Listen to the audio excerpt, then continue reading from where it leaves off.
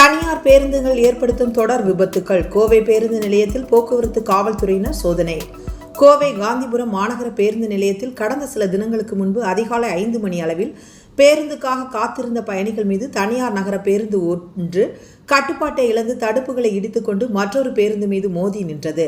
அதில் பேருந்துக்காக காத்திருந்த 8 பயணிகள் படுகாயமடைந்தனர். இந்நிலையில் நேற்று முன்தினம் தனியார் பேருந்து ஓட்டுநர் குடிபோதையில் பேருந்து இயக்கிய ஏற்படுத்திய விபத்தில் ஒருவர் சம்பவ இடத்திலேயே பலியானார். மேலும் தனியார் பேருந்து ஓட்டுநர் மற்றும் நடத்துனர்கள் கஞ்சா மற்றும் மதுபோதையில் அடிக்கடி உரிய நேரத்தில் பேருந்தை இயக்குவதற்கும் பயணிகளை ஏற்றுவதற்கும் தகராறில் ஈடுபட்டு வருவது வாடிக்கையாகிவிட்டது. இதனால் நகர பேருந்து நிலையத்தில் தனியார் பேருந்தில் பயணம் மேற்கொள்ள பயணிகள் அச்சமடைந்து உள்ளனர். இதனை கருத்தில் கொண்டு அரசு மற்றும் போக்குவரத்து துறையினர் உரிய நடவடிக்கை எடுக்க வேண்டும் என்று பொதுமக்கள் மற்றும் பயணிகள் கோரிக்கை விடுத்து வந்தனர். இதனைத் தொடர்ந்து கோவை காந்திபுரம் பகுதியில் உள்ள மாநகர பேருந்து நிலையத்தில் விபத்துக்கள் மற்றும் அடிதடி போன்ற தகராறுகளை தடுக்கும் விதமாக போக்குவரத்து காவல்துறையினர் தனியார் பேருந்துகள் மற்றும் ஓட்டுநர்களை சோதனை செய்து கொண்டு வருகின்றனர்.